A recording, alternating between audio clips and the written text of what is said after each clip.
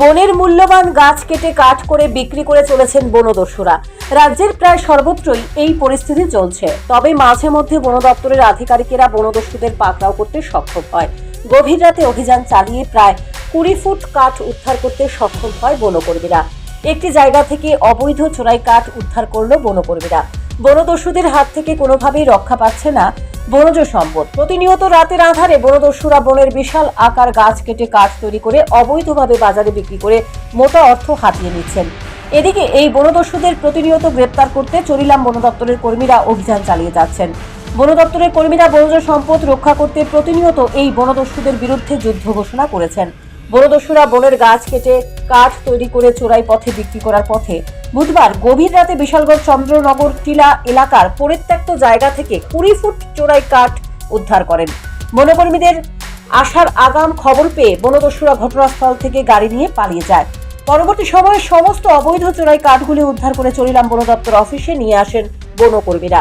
বৃহস্পতিবার সাংবাদিকদের একথা বলেছেন ফরেস্টার তাপস দেবনাথ। তিনি বলেন, গোপন খবরের ভিত্তিতে অভিযান চালিয়ে কাঠ উদ্ধার করলেও এই চক্রের সঙ্গে যুক্ত কাউকেই বনকর্মীরা গ্রেপ্তার করতে পারল না।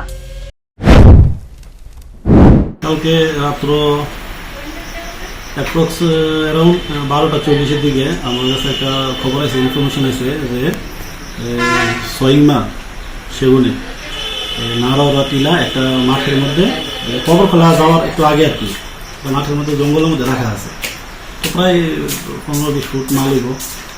তো আমরা এটাকে উদ্ধার করে সিসপিরা নিয়েছি আর কি। তার সাথে কারোর পাওয়া গেছে জড়িত এমন কারণে? না, এমন কারোর পাওয়া গেছে না, কারণ এই রাখাই না আসলো মানে একটা জায়গার মধ্যে, তো কোনো লোক তো আসলো না। বাজার মূল্য কেমন হবে মালটা? 15-20 ফুট 150,000 টাকা তো হয়ে যাবে। এখন কই আছে মালগুলো? আমরা ফরেস্ট রেঞ্জ অফিসে হ্যান্ড ওভার করে দিচ্ছি। চরিলাম রেঞ্জ।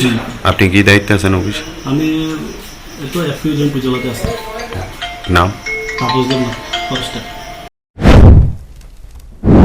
এদিনের এই অভিযানে ছিলেন Jampuijala forest protection unit incharge Tapas Debnath সহ বনকর্মীরা। বনদস্যুদের বিরুদ্ধে প্রতিনিয়ত বনকর্মীদের অভিযান জারি থাকবে বলে ফরেস্টার বলেন। Bureau report, news prime Tripura.